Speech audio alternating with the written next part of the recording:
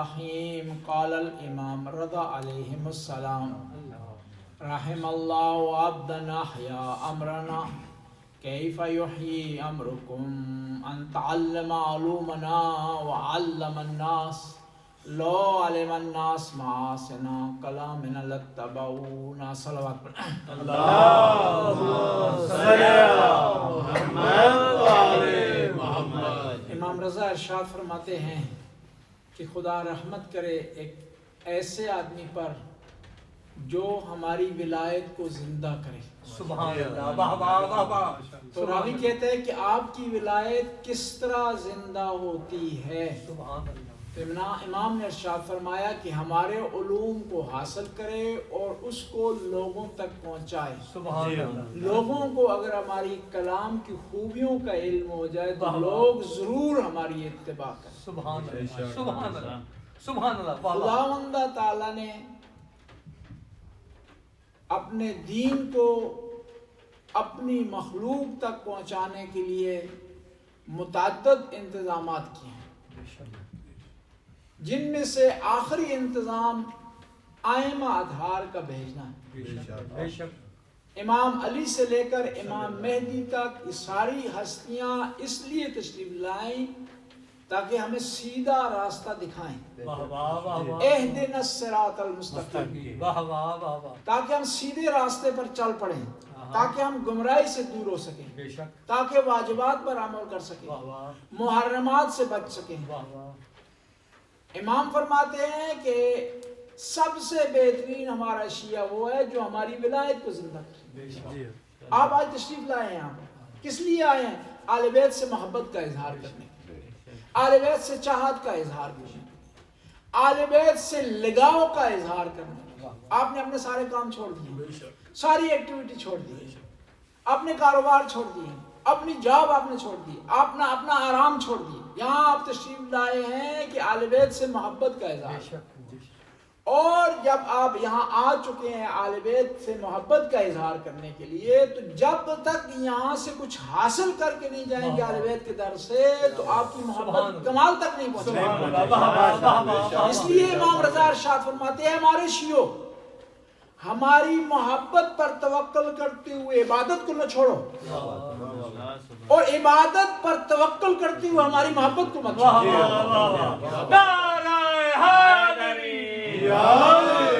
تمہاری عبادت اس وقت تک مکمل نہیں ہوگی جب تک ہم سے محبت نہیں کرو گے، اور ہماری محبت اس وقت تک مکمل نہیں ہوگی جب تک تم عبادت نہیں۔ سبحان اللہ، سبحان اللہ۔ آپ کی نماز اس وقت تک قبول نہیں ہوگی جب تک آپ کے دل میں آل بیت کی محبت نہ ہو، بے شک بے شک، اس وقت تک قبول نہیں ہوگی۔ آپ 1000 رکعت نماز پڑھیں، حج بجا لائیں، خدا کے راستے میں انفاق کریں، سجدے پہ سجدہ کرتے جائیں، لیکن جب تک آپ کے دل میں آل بیت کی محبت نہیں ہوگی آپ کی نماز قبول نہیں، آپ کا حج قبول نہیں، آپ کا روزہ قبول نہیں، آپ کی ریاضت قبول۔ اور اس کے مقابلے میں اس طرح بھی ہے کہ سارا دن نعرے لگائیں آل بیت کی محبت کے، اظہار کریں آل بیت کی محبت کا، مجلسوں میں شرکت کریں، عزاداری کریں، لیکن آل بیت کی بات کو نہ مانیں، آل بیت کے کہنے کے مطابق عبادت نہ کریں، تو وہ آپ کی محبت رائے گان جائے گی۔ آل بیت کے یہاں معیار ہے، میرٹ ہے، اور میرٹ کی بنیاد پر ہم آل بیت کے قریب ہوں گے، آل بیت کا قرب حاصل کریں گے، آل بیت کی محبت ہمیں حاصل ہوگی۔ آل بیت علیہ السلام کے ہاں سب سے قریبی شخص بھی ہو لیکن اہل بیت کے راستے پر نہیں ہے تو وہ دور ہے، اور یہ دور کا شخص ہے رشتے میں لیکن اہل بیت کے راستے میں وہ قریب ہے۔ امام رضا کا ایک بھائی ہے زید اس کا نام، اور مشہور ہو گیا زید النار، جہنمی زید، بھائی ہے امام کا سگا، سید ہے، معصوم کا بیٹا ہے، ہاشمی ہے، سگا بھائی ہے امام رضا، لیکن امام نے کہا کہ میرا اس سے کوئی تعلق نہیں، جس طرح نوح کے بیٹے کا نوح سے کوئی تعلق نہیں، یعنی اہل بیت کیا معیار ہے۔ اس نے کیا کیا، کیوں امام نے دوری اختیار کی اس سے، امام رضا نے، اور نام اس کا پڑ گیا زید النار، واضح کرنے کے لیے یعنی جہنمی زید. حالانکہ اسی تاریخ میں ایک اور زید ہے جس کا نام زید شہید ہے, بے شک امام زین العابدین کا فرزند, امام باقر کا بھائی. بے شک یعنی اہل بیت کے عام معیار عمل ہے, رشتہ داری نہیں ہے. اور بعض ایسے افراد تھے جسے ابا سلط ہے, امام کے صحابی ہیں, بے شک. امام کے خادم ہیں, واہ واہ. امام کے رازدار ہیں, امام رضا کے. کیا بات ابا سلط, خواجہ ابا سلط کے نام سے مشہور ہے. یعنی یہاں سید نہ ہونے کے باوجود بھی اب خواجہ کے لائے ہیں, یعنی باب الحوائج. سبحان اللہ. سبحان معصوم کی دور کی بات ہے, جو آدمی ان کے در پر جھک جاتا ہے وہ باب الحوائج بن جاتا ہے. واہ واہ واہ. صحیح سبحان بات. اللہ. اس کے ہاں لوگ حاجتیں پیش کرتے ہیں اس کو, اور حاجت روائی کرتا ہے وہ. واہ واہ. یعنی قریب نہیں ہے, رابطہ نہیں ہے, لیکن خواجہ بن گیا. اس کے مقابلے میں بھائی سگا دور ہو گیا. اس لیے نام نے ارشاد فرمایا کہ جو بھی آدمی ہماری تعلیمات کو حاصل کرے اور ان کو لوگوں تک پہنچائے, وہ کیا ہے, وہ ہماری طرف سے دعا کا مستحق بنے گا. رحم اللہ عبدن, خدا رحمت کرے ایسے آدمی پر. اور معصوم کی دعا رد نہیں ہوتی. بے شک بے شک. آپ ایک حدیث امام کی یاد کریں اور اس کو لوگوں تک پہنچائیں تو آپ رحمت کا مرکز بن جائیں گے, واہ واہ. سبحان اللہ. بلکہ لوگ آپ سے رحمت حاصل کریں گے. واہ واہ. لیکن بشرطے کہ ہم پہلے حدیث کو پڑھیں, اس کو سمجھیں, پہلے خود اس پر عمل کریں, پھر لوگوں تک پہنچائیں. ہمیں پتہ ہی نہ ہو کہ امام کی حدیث کیا ہے, ہمیں پتہ ہی نہ ہو کہ کون سی کتاب سے یہ حدیث حاصل کرنی ہے, ہمیں پتہ ہی نہیں ہو کہ کس طرح یہ حدیث ہم نے حاصل کرنی ہے. پیغمبر نے ارشاد فرمایا نا, انی تارکم فیکم الثقلین کتاب اللہ و عطرت اہل البیت, کہ میں تمہارے درمیان دو چیزیں چھوڑ کر جا رہا ہوں. کس لیے چھوڑ کر گئے؟ کیا صرف احترام کیا جائے؟ آیا صرف ان کے نام کو چوما جائے؟ صرف آیا اپنی حاجت حاصل کرنے کے لیے صرف ان کی زیارت پر جایا جائے؟ نہیں, اس لیے چھوڑ کر جا رہا ہوں کہ ان سے رہنمائی حاصل کرو. اور تم اس وقت تک گمراہ نہیں ہوگے جب تک قرآن اور اہل بیت کا دامن تھامے رہو. بے شک. انی تارکم فیکم الثقلین کتاب اللہ و عطرت اہل البیت ما ان تمسکتم بہما لن تضلوا بعدی, کہ جب تک تم دونوں سے متمسک رہو گے گمراہ نہیں ہوگے. تمسک کس طرح کیا جا سکتا ہے اہل بیت سے؟ صرف یہ اپنی حاجت کے لیے ان کی بارگاہ میں حاضری دی جائے, اپنی پریشانی دور کرنے کے لیے ان کی بارگاہ میں جو حاضری دی جائے, اپنے لیے پوسٹ اور مقام حاصل کرنے کے لیے ان کی بارگاہ میں حاضری دی جائے؟ نہیں, ہدایت حاصل کرنے کے لیے.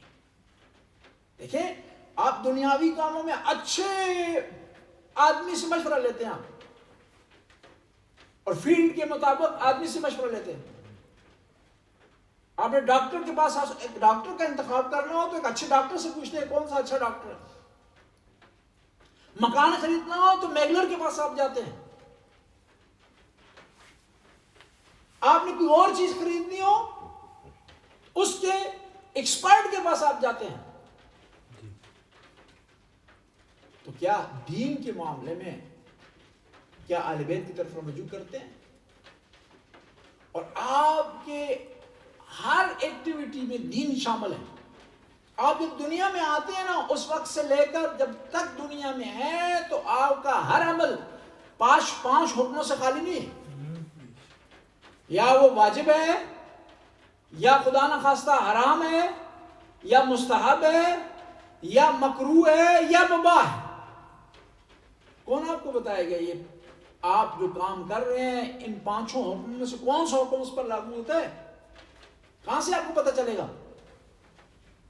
آپ کو امام کی بارگاہ سے پتہ چلے گا. آپ کو امام کی بارگاہ تک لے جائے گا کون؟ وہ آدمی جو امام کی حدیث کا آشنا ہوگا, امام کی حدیث کو جاننے والا ہوگا, امام کی حدیث کو سمجھنے والا ہوگا, امام کی حدیث کو پرکھنے والا ہوگا. پھر میں عرض کرتا ہوں کہ تمام عبادتوں کا مرکز اہل بیت کی محبت ہے. امام رضا مدینے سے تشریف لائے, مرو, آج جس جگہ کا نام مشہد ہے اس کا نام پرانا مرو تھا, یا خراسان تھا, یا اس کا نام توس تھا. ہم زیارت میں پڑھتے ہیں امام رضا کی ایوہ المدفون بیارض توس، اس کے کئی نام. اور اس علاقے میں جو انٹرسٹ تھی وہ نشاپور تھا، جہاں آج بھی امام رضا کے قدموں کے نشان ہیں وہاں پر، جہاں آج بھی امام رضا کے ہاتھ مبارک سے جاری شدہ چشمہ موجود ہے. امام رضا تشریف لائے اور اس وقت نشاپور احادیث کا مرکز ہوا کرتا تھا. مسلمانوں کے احادیث کے مراکز تھے، بغداد تھا، نشاپور تھا اہل سنت، شیعہ کا کوفہ اور شہر رے تھا. نشاپور حدیث کا مرکز تھا. اہل سنت کے دو محدث نشاپور کے، امام بخاری نشاپور میں ان کی زندگی گزری زیادہ تر، اور دوسرے جو مسلم ہیں، مسلم نشاپوری نام بھی ان کا مسئلہ ہے، مسلم نشاپوری کیشاوری، وہ وہاں کے رہنے والے ہیں. اور محدثین کا مرکز تھا نشاپور. تذکرۃ الاولیاء کے رائٹر ہیں فرید الدین عطار، وہ بھی نشاپور کے ہیں. اور یہ جو واقعہ آپ پڑھتے ہیں نا اس کا اویس کرنی والا، جی یہ واحد جو کتاب ہے جس نے لکھا ہے فرید الدین عطار کی کتاب میں لکھا ہوا، تذکرۃ الاولیاء میں انہوں نے لکھا ہے. وہاں یہ مرکز تھا احادیث کا نشاپور. اور شیعہ محدثین بھی بعد میں بہت زیادہ گزرے ہیں وہاں پہ. فضل ابن شاہزان بہت بڑے محدث ہیں، امام موسیٰ کاظم سے انہوں نے روایات نقل کی ہیں، وہ دفن ہیں نشاپور. صلی اللہ محمد و آل محمد. امام آئے نشاپور میں تو وہاں پر ہزاروں قلم منتظر تھے کہ امام رضا کی حدیث کو لکھیں. سبحان اللہ سبحان اللہ. واہ واہ. تشریف لائے تو لوگوں نے گلہ کیا کہ یہاں ہم خوش سالی کا شکار ہیں، پانی ہمیں دستیاب نہیں ہے، ہمارے لیے پانی کا انتظام کیا جائے. تو امام رضا نے اپنے پاؤں مبارک سے چشمہ جاری کیا سبحان اللہ نشاپور کے مقام. واہ واہ واہ واہ. اور وہاں پر محدثین نے کہا اے ابن رسول اللہ، اے فرزند رسول، آپ ہمارے لیے اپنے نانا کی کوئی حدیث بیان کریں. واہ واہ سبحان اللہ. تو اس سے پہلے کہ حدیث بیان کریں امام نے سلسلہ سند بیان کیا، سبحان اللہ. اور اس حدیث کو کہا جاتا ہے سلسلۃ الذہب، واہ واہ. یعنی ایسی حدیث جس کے سارے راوی، جس کی ساری روایت کی جو چین ہے بیان کرنے والے ہیں وہ سونے کی چین ہے. ذہب کہتے ہیں سونے کا، خالص ہے. واہ واہ واہ. اس میں پرکھنے کی ضرورت نہیں ہے کہ راوی صحیح تھا یا غلط تھا. اس میں پرکھنے کی ضرورت نہیں ہے کہ اس روایت کا راوی غلط تھا یا صحیح تھا، عادل تھا یا عادل نہیں تھا، حافظہ اس کا کمزور تھا یا ناقص تھا.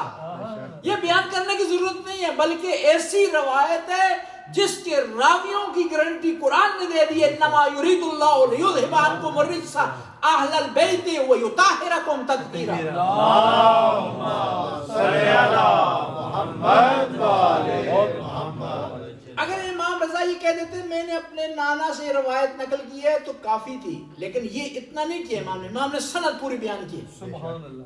کہ لوگوں سن لو جو روایت میں بیان کروں تمہارے پاس نہیں ہے. سبحان اللہ. تمہاری روایت میں ناقص لوگ ہیں، کہیں ابو ہریرہ ہے، کہیں کعب اخبار ہے، کہیں تمیم داری ہے، جو سارے ضعیف ہیں، لیکن جو میں روایت بیان کر رہا ہوں اس کے راوی ضعیف نہیں ہے. کہا میں نے اپنے والد گرامی امام موسیٰ کاظم سے سنا، انہوں نے اپنے والد گرامی امام جعفر صادق سے سنا، امام جعفر صادق نے امام باقر سے سنا، امام باقر نے امام زین العابدین سے سنا، امام زین العابدین نے امام حسین سے سنا. امام حسین نے ارشاد فرمایا میں نے اپنے کانوں سے اپنے جد امجد رسول اللہ سے سنا. پیغمبر نے ارشاد فرمایا کہ حدیث قدسی میں ہے لا الہ الا اللہ حسنی ومن دخل حسنی امن من عذابی.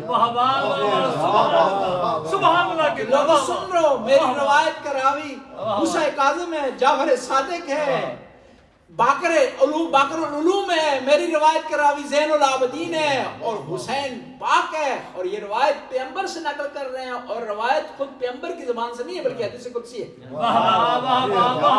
کہ خدا نے کہا کہ لا الہ الا اللہ میرا قلعہ ہے، ومن دخل حصنی، اور جو اس قلعے میں داخل ہو جائے گا خدا کے عذاب سے محفوظ ہے. سبحان اللہ. یعنی جو لا الہ الا اللہ کہہ دے گا وہ جہنم میں نہیں جا سکتا.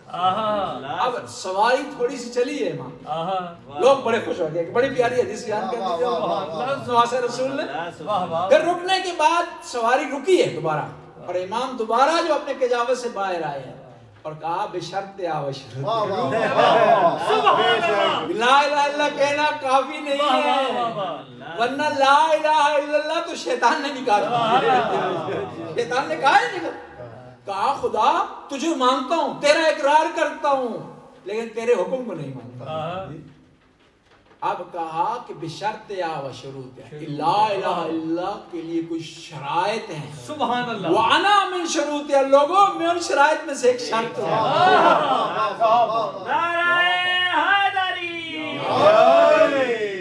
اس لیے کہا جاتا ہے نا کہ اسلام کے جو ارکان ہیں ان میں سے مین رکن ولایت امیر المومنین.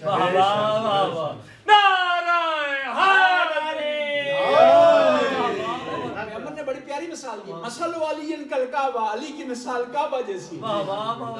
علی کی مثال کعبہ جیسی ہے. لوگ کعبہ کا طواف کرتے ہیں, کعبہ کسی کا طواف نہیں کرتا. لوگوں کو علی کے در پر جھکنا ہے, علی کسی کے سامنے نہیں جھکے گا. بے شک بے شک.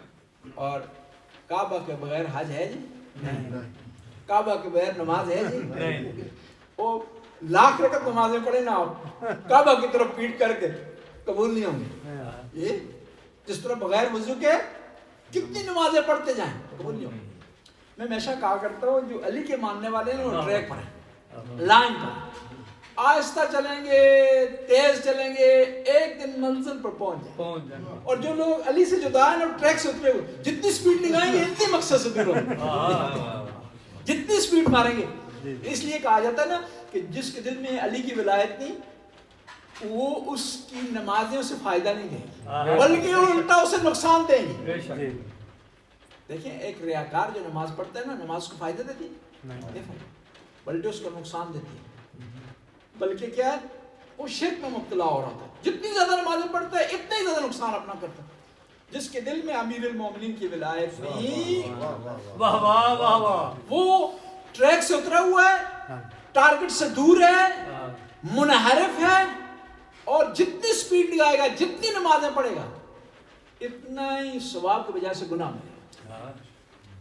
آپ کہہ سکتے ہیں کہ یہ کس طرح ہو سکتا ہے کہ ثواب کے بغیر گناہوں سے ملے. اس کی مثال اس طرح ہے کہ کہیں بغیر مالک کی اجازت کے نا آپ جتنا بھی کام کریں آپ مستحق نہیں کرا, بلکہ کیا ہوتا ہے بعض وقت آپ کسی کے یہاں بغیر اجازت کے کام شروع کر دیں نا, تنخواہ تو دور کا مسئلہ, چوری کا الزام لگ سکتا ہے جی, چوری کا الزام لگ سکتا ہے. اس لیے تو کہا خدا نے ارشاد فرمایا قل لا اسألکم علیہ اجرا الا المودۃ فی القربى. دیکھیں کچھ شرائط ہوتی ہیں نماز میں, عبادت میں. آپ پر وضو واجب ہے نماز کے لیے, لیکن آیا غصبی پانی سے وضو کر کے نماز آپ کی ہو جائے گی؟ نہیں ہوگی. اور آیا غصبی دین کے ذریعے آپ کی عبادت قبول ہوگی؟ ایک واقعہ مجھے یاد آ گیا, امام جعفر صادق علیہ السلام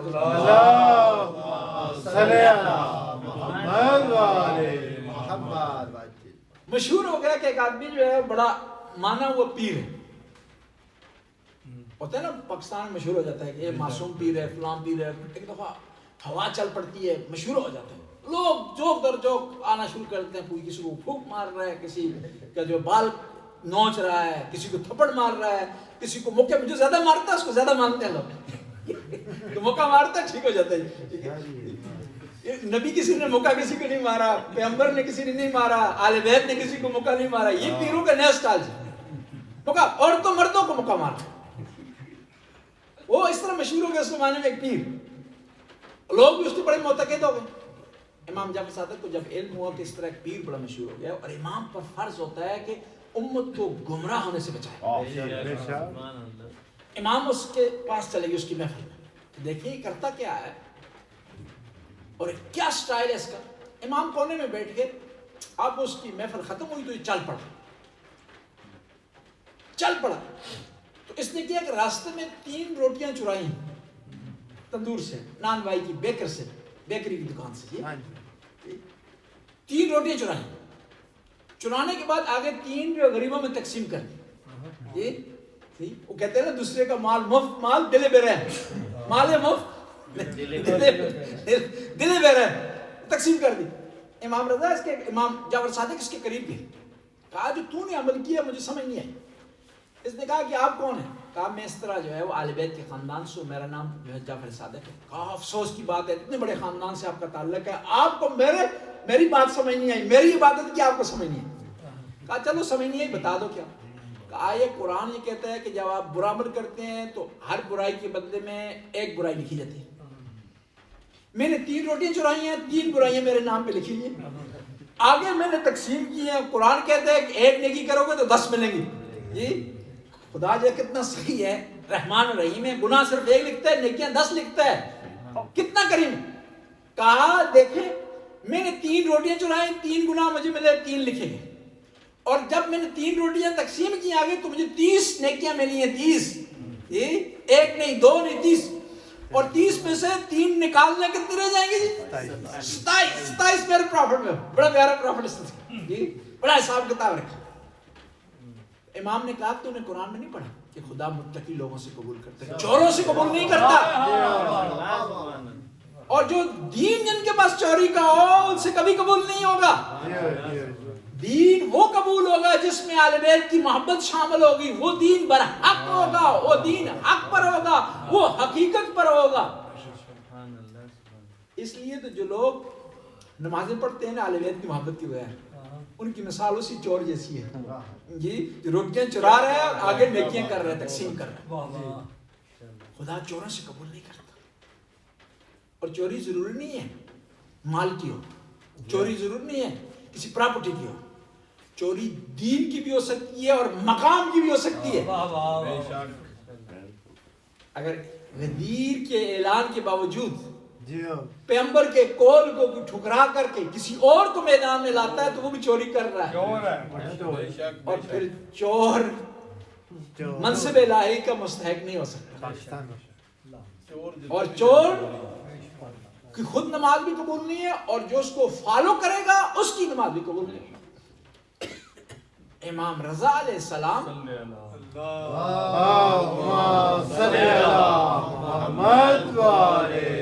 مشہد میں تشریف فرما ہے, تو مامون نے کہا یبن رسول اللہ اس دفعہ عید کی نماز آپ پڑھائیں, میں چاہتا ہوں آپ پڑھائیں.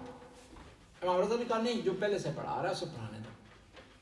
کہا نہیں آپ نواسہ رسول ہیں, آپ عید پڑھائیں, اس کی شان شرط. پھر امام رضا نے ارشاد فرمایا کہ میں اس طرح عید کی نماز پڑھاؤں گا جیسے میرے نانا رسول اللہ پڑھایا, میرے نانا رسول اللہ پڑھایا. امام رضا گھر سے نکلے, جوتیاں امام نے اتار دی اور تکبیر کی آواز بلند کی, اللہ اکبر. تکبیر پڑھتے ہیں لا الہ الا اللہ, بے شک تکبیرات جو ہوتی ہیں عید کے دن پڑھتے ہیں. امام نے تکبیرات بلند کرنا شروع کیے اور چلنا شروع کر دی, اور جیسے ہی امام آگے بڑھ رہے ہیں لوگوں کو ہجوم امام کے ساتھ ہمراہ ہو رہا ہے. اور ابھی آدھا راستہ طے کیا تھا, فضل بن ربی نے پیغام پہنچایا مامون کو کہ اگر نواسہ رسول اسی حالت میں عیدگاہ تک پہنچ گئے تو تیری حکومت ختم ہو جائے گی. جب مامون نے یہ صورتحال دیکھی تو فوراً پیغام بھیجا کہ ابن رسول اللہ کافی ہو گئے جی, آپ کی بات ٹھیک تھی, وہی آدمی نماز پڑھائے گا جو ہمیشہ پڑھاتا تھا. امام رضا نے کہا کہ تجھے پتہ نہیں ہے کہ ہم اپنے نانا کی سیرت پر چلنے والے ہیں, ہم اپنے نانا کی سیرت کو کبھی چھوڑ نہیں سکتے. تمہیں پتہ نہیں کہ ہمارے جد امجد حسین نے کہا تھا اريد ان امر بالمعروف وانهى عن المنکر واسیر سیرت جدی و ابی, کہ میں کربلا کی طرف اس لیے روانہ ہو رہا ہوں تاکہ میں اپنے نانا اور بابا کی سیرت پر چل سکوں. پہلے عرض کر رہا تھا کہ خدا نے آل بیت کو بھیجا قرآن کا ہمپلا بنا کر کے تاکہ ہم ہدایت حاصل کریں. ایک امام رضا کی حدیث ہے وہ بیان کرتے ہیں اور پھر مکمل کرتے ہیں اپنی بحث کو. صلوات پڑھیں. اللہم صلی علی محمد و آل محمد. امام رضا ارشاد فرماتے ہیں لا یتم عقل امرئ مسلم حتی تکون فیہ 10 خصائل. ایک مسلمان آدمی کا عقل اور اس کا ایمان اس وقت تک مکمل نہیں ہو سکتا جب تک اس میں 10 خصوصیات نہ ہوں، 10 کوالٹی نہ ہو. ہمیشہ بچے ہم سے سوال کرتے ہیں کہ ہمیں کیسا شیعہ ہونا چاہیے، کون سی کوالٹی ہمارے اندر ہونی چاہیے. اور اہل بیت کون سی کوالٹی ہمارے اندر چاہتے ہیں؟ الخیر منہ معمول، وہ ہے وہ جو خیر سے بھرا ہو، نیکی سے بھرا ہو. کبھی کسی کی مدد کر رہا ہے، کبھی کسی کو اچھا مشورہ دے رہا ہے، کبھی کسی کے کام آ رہا ہے، کبھی کسی کی مشکل برطرف کر رہا ہے. یہ خیر اس میں سے لوگوں کو ملنی چاہیے. اور پھر وَالشَّرْعُ مِنْهُ مَعْمُومٌ، اور اس سے شر کی توقع نہ کی جاتی. کسی کی غیبت نہیں کرتا، کسی پر تہمت نہیں لگاتا، کسی سے بد اخلاقی نہیں کرتا، کسی کا دل نہیں دکھاتا، کسی حقوق کو پامال نہیں کرتا، اور اپنے گھر سے لے کر پورے معاشرے میں اچھائی پھیلانے کی کوشش کرتا ہے. اور بعض کا یہ ہوتا ہے کہ بعض لوگ باہر اچھے ہوتے ہیں، گھر میں اچھے نہیں. اچھائی گھر سے شروع ہونی چاہیے، اپنے والدین سے شروع. دوسرے لوگوں سے خوش اخلاق ہوں گے، والدین سے بد اخلاق. دوسرے لوگوں سے خوش اخلاق ہوں گے، زوجہ سے بد اخلاق. دوسرے لوگوں سے خوش اخلاق ہوں گے، بچوں سے بد اخلاق. نہیں، آپ نے کردار پیش کرنا ہے. بچہ آپ کو کاپی کرتا ہے، آپ سچ بولیں گے بچہ سچ بولے گا. آپ خدا نخواستہ اپنے کلام میں سچائی کے حوالے سے کمی بیشی کریں گے تو بچہ کمی بیشی کرے گا. آپ وقت پر نماز پڑھیں گے، بچہ وقت پر نماز پڑھے گا. آپ کوتاہی کریں گے نماز میں، بچہ کوتاہی کرے گا. اور پھر یہاں کے بچے پاکستان کی طرح نہیں ہے ڈریں، واضح کہہ دیں کہ آپ مجھے کہہ رہے ہیں، خود عمل نہیں کر رہے اس پر. اور پھر فرماتے ہیں ماں یستکثر قلیل الخیر من غیرہ، دوسروں کی تھوڑی اچھائیوں کو زیادہ کر کے بیان کرتا ہے. کسی نے آپ سے نیکی کی ہے، تھوڑی سی نیکی کی، آپ کو چاہیے اس کو بیان کریں. کسی میں تھوڑی سی نیکی ہے، اس کو بڑھا چڑھا کر بیان کریں، کیونکہ آپ کی نیکی میں کمی نہیں ہوگی اگر اس کی نیکی کو بیان کرتے ہیں. اگر کسی کی نیکی کو بیان نہیں کر رہے، گویا آپ میں حسد پایا جاتا ہے. اور ہمیشہ یہ انصاف سے کام لیں، بے انصافی اس معاملے میں نہ کریں. ہم کیا کرتے ہیں، کسی سے محبت کرنا شروع کر دیتے ہیں تو غیروں کو خوبیاں میں اسے دینا شروع کر دیتے ہیں، اور جب کسی سے نفرت کرتے ہیں تو اس کی ذاتی خوبیوں میں اس سے چھین لیتے ہیں. امیر المومنین ارشاد فرماتے ہیں کہ انسان جب کسی کی طرف اقبال کرتا ہے، رخ کرتا ہے، تو غیروں کی خوبیاں بھی اس کو دے دیتا ہے، جو اس پہ نہیں ہوتی اس کو دے دینا شروع کرتا ہے. اور جب اس سے منہ پھیرتا ہے تو اس کی ذاتی خوبیاں بھی اس سے چھین لیتے ہیں. نہیں، انصاف سے کام لینا چاہیے. کہیں یہ آدمی مجھے اچھا نہیں لگتا لیکن اس میں یہ خوبی ہے، پھر آپ کو مال پر. یہ آدمی اچھا نہیں ہے، میری پارٹی کا نہیں ہے، میرے گروپ کا نہیں ہے، مجھے پسند نہیں ہے، لیکن اس میں یہ خوبیاں ہیں، ایسے کہتے ہیں کمال. خوبیوں کو، لوگوں کی خوبیوں کو بیان کریں، ان کی برائیوں کو چھپائیں. حدیث میں ہے کہ بڑے کا احترام کرے اس لیے کہ اس کی نیکیاں زیادہ ہیں، چھوٹے کا احترام کیا کہ اس کو گناہ کا. یعنی آپ کیا ہے اس حوالے سے دیکھیں. ہم الٹا دیکھتے ہیں، بڑے کا احترام نہیں کرتے یہ سوچ کر کے کہ اس کی گناہ زیادہ ہیں. جی بڑا جو عمر زیادہ ہوگی زیادہ گناہ زیادہ. چھوٹے کا احترام اس لیے نہیں کرتے کہ اس کی نیکیاں کم ہیں. نہیں، سب کا احترام اور نیکی میں پہل کریں. بعض اوقات ہم کتراتے ہیں کہ سلام کیوں کریں، مجھ سے چھوٹا ہے. چھوٹا ہے بڑا ہے، آپ نے اپنا حساب کرنا ہے، آپ نے اپنے لیے نیکیاں کمانی ہے. آپ نے اپنے جو ہے وہ بیلنس کو دیکھنا ہے، اس کو بڑھانا ہے. آپ نے نیکیوں کے بیلنس کو بڑھانا ہے. آپ نے اس میں چھوٹا بڑا نہیں ہے. اور سب سے کمال یہ ہے کہ انسان انا کو چھوڑ دے، انا پرستی نہ کرے. کہتے ہیں قیامت کے میدان میں ایک آدمی داخل ہوگا تو شان و شوکت سے داخل ہوگا. سارے تعجب کریں کہ کون ہے. لوگ کیا سرائیاں کرنا شروع کر دیں. کوئی کہے گا یہ نبی ہے، کوئی کہے گا صالحہ میں سے، کوئی کہے گا شہداء میں سے. اتنا بڑا اس کا احترام، رسپیکٹ ہے اس کی، اتنا روب دبدبا ہے اس کا. تو آواز قدرت آئے گی یہ انبیاء سے نہیں ہے، صالحہ میں سے نہیں ہے، شہداء میں سے. یہ وہ آدمی جس نے اپنی انا کو مار دیا. بعض بات یہ ہوتا ہے نا، ہم کسی سے ناراض ہو جاتے ہیں تو انا آڑے آ جاتی ہے کہ میں کیوں پہل کروں، میں کیوں رضا نامہ کروں. حالانکہ وہاں یہ سوچے کہ مجھے پہل کرنی چاہیے، مجھے نیکی حاصل کرنی چاہیے، مجھے جلدی نیکی حاصل کرنی. جب دو مسلمان صلح کرتے ہیں آپس میں نا تو دونوں جنت کے مستحق ہو جاتے ہیں. لیکن پہلے کون داخل ہوتا ہے؟ جو پہل کرتا ہے، جو پہل کرتا ہے، آگے ہاتھ بڑھاتا ہے. کہتے ہیں جھوٹ بولنا جائز نہیں، حرام ہے، لیکن دو مسلمانوں کے درمیان صلح کروانے کے لیے جھوٹ بھی بولا جا سکتا ہے. اور امام کا جو مال ہے خمس، اس کو کہیں بھی آپ خرچ نہیں کر سکتے امام کی اجازت کے بغیر. لیکن امام معصوم نے فرمایا ہے کہ اگر دو مسلمانوں اور دو مومنوں کے درمیان صلح کروانے کے لیے میرے مال کو میں اجازت دیتا ہوں، خرچ کر سکتے ہو. یعنی اسلام چاہتا ہے کہ معاشرے میں پیار و محبت، صلح و آشتی ہو. وَيَسْتَقِلَّ كَثِيرَ الْخَيْرِ مِن نَفْسِهِ، اپنی نیکیوں کو کم سمجھتا ہو. لا يُسَعَمُ مِن طَلَبِ الْحَوَائِجِ عَلَيْهِ، لوگ جب اس کے پاس آتے ہیں حاجت کے لیے، مشکل اپنی حل کرنے کے لیے، اپنی پریشانی حل کرنے کے لیے، تو گھبراتا نہیں. جب کوئی آدمی مومن آپ کے پاس آتا ہے نا کوئی مشکل پیش کرنے کے لیے، تو یہ خدا کی طرف سے نعمت ہوتی ہے. بلکہ بعض افراد ایسے ہوتے ہیں جو خدا کے بھیجے ہوئے، کہ خدا ان کو بھیجتا ہے تاکہ آپ کی نیکیوں میں اضافہ ہو. جو مال آپ کے پاس کس کا ہے؟ خدا کا دیا ہوا. کتنا کریم خدا دیتا ہوا، کہتا ہے اس میں سے خرچ کرو، پھر بھی تمہیں میں اس میں اجر بھی دوں گا، اس میں اضافہ بھی کروں گا، اور تیری نیکیوں میں اضافہ کروں گا. کتنا کریم ہے. آپ کسی کو مال دیں اور پھر کہیں اس میں سے خرچ کریں، یعنی وہ کرے میں آپ کا، حالانکہ خود خدا ڈائریکٹ دے سکتا تھا. آپ کو وسیلہ بناتا ہے، آپ کو سکھا رہا ہے کہ میرے امور میں وسیلے کا ہونا ضروری ہے.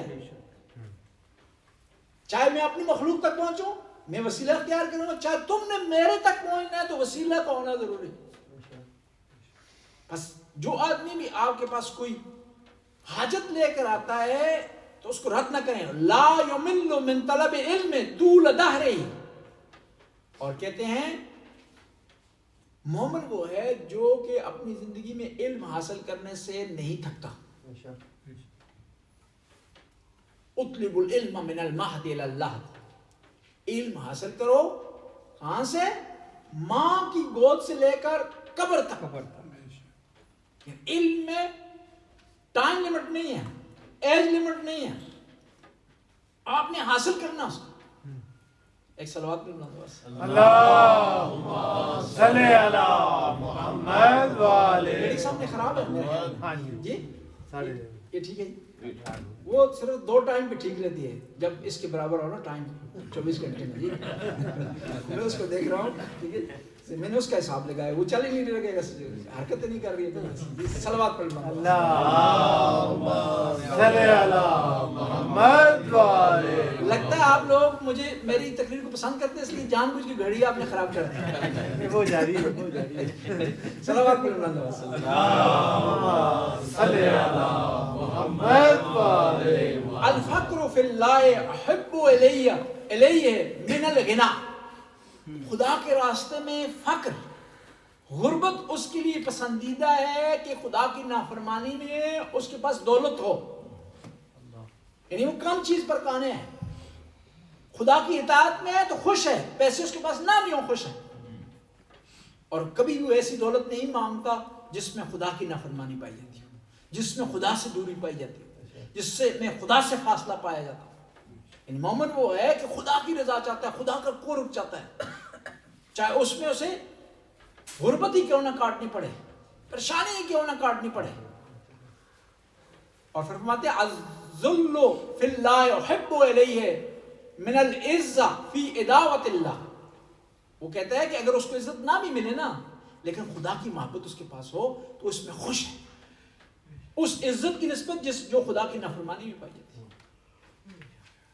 ہم نے یہ کرنا ہے, اپنے وقت کے امام کو راضی کرنا, اور وقت کے امام کو راضی کرنے کے لیے پیسے اور مال کی ضرورت نہیں ہے, صاف دل کی ضرورت ہے, اطاعت کی ضرورت ہے, امام کو فالو کرنا ضروری ہے. تو ہم امام کے قرب حاصل کر لیں گے. اور اس میں یہ نہیں ہے کہ جس کے پاس پیسے ہیں وہ امام کے زیادہ قریب ہے, جس کے پاس پیسے نہیں ہیں وہ امام کے دور ہے. ہم نے امام کی رضا چاہیے، بے شک اور امام آپ سے راضی ہو جائے کہ دنیا اور آخرت کی اچھائی ہمیں مل جائے. بے شک اور خدا نخواستہ امام وقت کا امام ہم سے ناراض ہو تو ہمارے پاس اگر دولت کا انبار ہو اس کا کوئی فائدہ نہیں. پھر فرماتے ہیں کہ والخمول اشع علیہ من الشہرہ، خدا کے راستے میں خاموشی، گوشہ نشینی، انزوا، ایسولیشن اس کے لیے بہتر ہے خدا کے راستے میں اس شہرت سے کہ جس میں گناہ پایا جاتا ہو، جس سے خدا کی دوری پائی جاتی ہو. ثم القال العاشر مل عاشر، جان لوگوں کی چھٹی خصوصیت کیا ہے. امام رضا ارشاد فرماتے ہیں قیل لہ ما ہی، امام سے سوال کیا کہ وہ چھٹی خصوصیت کیا ہے جس کی آپ نے اتنی تعریف کی ہے کہ وہ کیا ہے. قال لا یرا احدا الا قال وخیر منی وعدک، جس مومن کو دیکھتا ہے وہ کہتا ہے یہ مومن مجھ سے بہتر ہے. جب آپ مومن کو کہیں گے نا مجھ سے بہتر ہے تو کئی گناہوں سے بچ جائیں گے. پھر وہ سیاست نہیں کریں گے، پھر اس کی غیبت نہیں کریں گے، پھر اس پر تہمت نہیں لگائیں گے، پھر اس کو لو نہیں سمجھیں گے، کئی گناہوں سے بچ جائیں گے. دوسرے مومنین کو اپنے آپ سے اچھا سمجھیں. لیکن یہ بھی یاد رکھیں شیطان کو کبھی بھی اپنے آپ سے اچھا نہ سمجھیں. اور یہ بھی یاد رکھیں کہ مومن کو کبھی بھی شیطان نہ کہیں. مومن کی عزت میں کمی نہیں آتی، آپ اپنے عزت کم کر رہے ہیں، اپنے گناہوں میں آپ اضافہ کر رہے ہیں. مومن کو جتنی بھی آپ عزت دیں گے، جتنا بھی اس کو مقام دیں گے، آپ کا اپنا مقام بڑھے گا. جتنا بھی مومن سے نیکی کریں گے آپ اپنی نیکیوں میں اضافہ کریں گے. اگر مومن آپ سے ناراض ہے نا، آپ کو اچھا نہیں لگتا، یہ سوچ کر اس سے محبت کریں. آپ کو اچھا نہیں لگتا، آپ سے ناراض ہے، آپ سے اچھے تعلقات نہیں، لیکن آپ کے امام سے تعلقات اچھے ہیں. اور آپ ہیں کیا؟ معصوم کو ماننے والا کچھ نہیں ہے، فنا فل معصوم ہوتا ہے، اس کا آئمہ کا رنگ پایا جاتا ہے، وہ اس کا ارادہ ختم ہو جاتا ہے کیونکہ امام کے ارادے کے مطابق چلتا ہے، امام کے حکم کے مطابق وہ بجا لاتا ہے، امام کے منع کرنے سے رک جاتا ہے. اپنی طرف سے کوئی اس کا ارادہ نہیں ہوتا. جب اپنی طرف سے ارادہ نہیں ہے تو وہ کسی سے کیا ضد کرے گا، کسی سے کیا حسد کرے گا، وہ کسی پر کیا تہمت لگائے گا، وہ کسی کو کیا تنگ کرے گا. مرکز مضبوط ہے نا، تو کیا ہے آپ بھی مضبوط ہیں. مرکز سے رابطہ ہونا چاہیے. دیکھیں اعضاء کا آپس میں نہ رابطہ ہونا کوئی مسئلہ نہیں بنتا، لیکن ان کا دل سے رابطہ نہیں کٹنا چاہیے. دل سے جو بازو رابطہ کٹ جائے نا تو وہ فلج ہو جاتا ہے. آل بیت علیہ السلام کی جو ولایت ہے وہ دین کا دل ہے. اس دل سے مربوط رہیں گے تو آپ آباد و شاد رہیں گے. نعرہ حیدری، آپ خود بھی خوش رہیں گے، دوسرے مومن بھی خوش رہیں گے. اور خدا نخواستہ کسی مومن کا اس دل سے رابطہ کٹ گیا تو پھر وہ عضو دیکھیں جو بدن کے کسی حصے کا دل سے رابطہ کٹ جائے نا وہ فالج کراتا ہے، فالج ہوتا ہے. وہ بدن کا ایسا بدن کے لیے مددگار نہیں ہوتا، بوجھ ہوتا ہے. وہ بوجھ ہوتا ہے بدن کا. تو آپ بھی چاہتے ہیں کہ اگر آپ دین آپ کی مدد کرے اور آپ دین کی مدد کریں اور آپ دین پر بوجھ نہ ہو تو آل بیت سے کبھی بھی رابطہ روزانہ اگر اٹھ کر صرف ایک سلام بھیج دیں امام زمانہ کی بارگاہ، ماشاءاللہ ایک سلام، یہ کہہ دیں السلام علیکم یا صاحب العصر والزمان، میں صبح کا آغاز کر رہا ہوں اور اپنے تمام امور آپ کے حوالے کر رہا ہوں. اور رات کو سوتے وقت ایک اور سلام بھیج دیں کہ مولا آج میں نے اچھا دن گزارا ہے کیونکہ آپ کے انتظار میں رہا ہوں، آپ کے حوالے سارے میں نے امور کر دی. جب آپ اپنے آپ کو اپنے مولا کے حوالے کر دیں گے دنیا کی پریشانیاں ختم ہو جائیں گی، ٹینشن ختم ہو جائے گا. اور جب بھی پریشانی آئے نا تو فوراً وقت کے امام کو یاد کریں.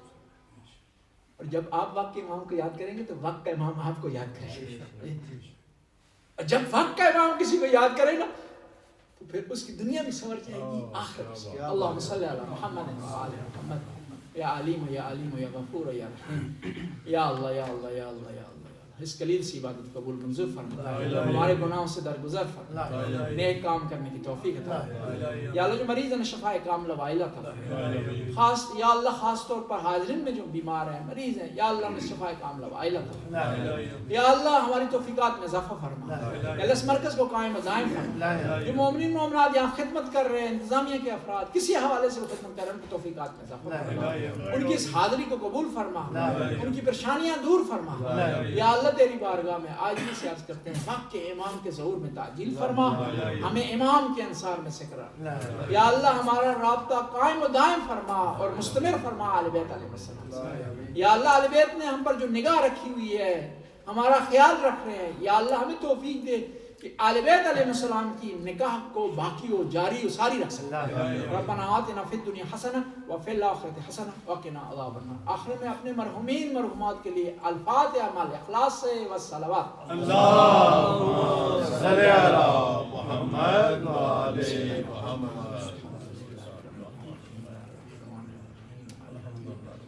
اهدنا الصراط المستقيم غير المغضوب عليهم ولا الضالين بسم الله الرحمن الرحيم قل هو الله احد الله الصمد لم يلد ولم يولد ولم يكن له كفوا احد متوجه زيارة